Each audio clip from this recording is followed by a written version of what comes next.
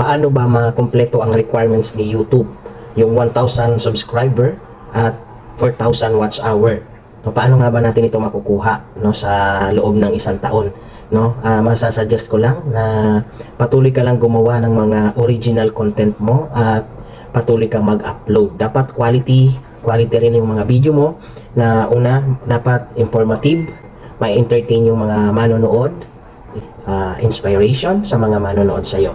No, depende doon sa mga tao kung ano yung hinahanap nilang content na gusto nilang mapanood. Kaya ayun, continue ka lang mag-upload ng video para makuha mo yung 1,000 subscriber.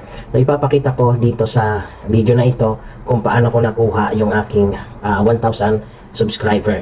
Ayan, no. Dito sa video ko na to kung paano mag-refund sa Apple, ay nagkaroon ako ng positive 143 subscriber at 45,072 views, at nagkaroon ako ng watch hour na 1.4 at kumita rin ng $7.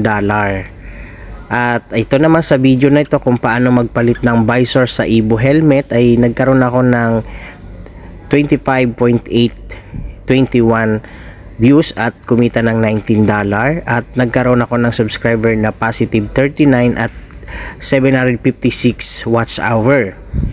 Ayan, dito naman sa susunod na video ko na to ay ipapakita ko sa inyo kung paano nagwo-work talaga yung sa bawat video natin nagkakaroon tayo ng mga subscriber. Ayan, kaya ayan, kagaya naman nito, nagkaroon ako ng 2 subscriber, 496 na views at 4.8 hours na watch hour. At dito naman nagkaroon naman sa another video na to 3.8 views, nagkaroon ng 105 watch hour at positive 7 subscriber at kumita ng $0.06.